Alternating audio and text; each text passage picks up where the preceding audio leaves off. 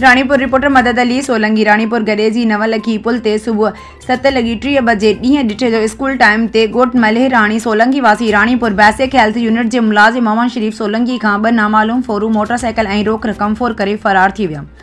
Ranipur police बेख़बर SSP Khairpur के अज़ खुद नोटिस वठण घुर्जे। अस्सलाम वालेकुम बा। भाऊ नालो तांजो? मोहम्मद शरीफ सोलंगी ने। अच्छा छा वियो तांजो? मोटरसाइकिल में सीधी। मोटरसाइकिल सीधी काएं बजे? 7:30 बजे।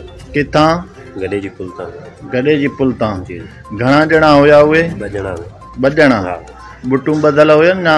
बुटूं बदलन पिस्टल। सॼो ॻाल्हायो। पिस्टल रखियनि इनजे मथां। पिस्टल। हां। अकेला हुयो ॿियो बि हुयो? ॿियो हे नंढो आहे मुंहिंजो। अच्छा नंढो। यादा नंढा तस्दीक आहे।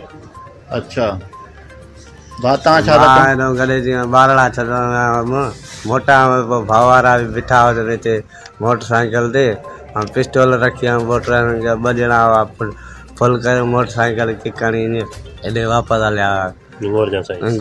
हाणे जो तव्हां पीएस रानीपुर ते आया हो तव्हां पुलिस कहिड़ी मदद कई आहे? पुलिस अञा लिखी आहे एनसी हाणे ॾिसूं कानूनी कार्रवाई पने जो पेट भरे छॾियो अथनि बाक़ी कुझु बि न थियो आहे। बाक़ी कुझु बि ऐं तव्हां ॿियो को गाॾी खां अलावा कुझु बि न।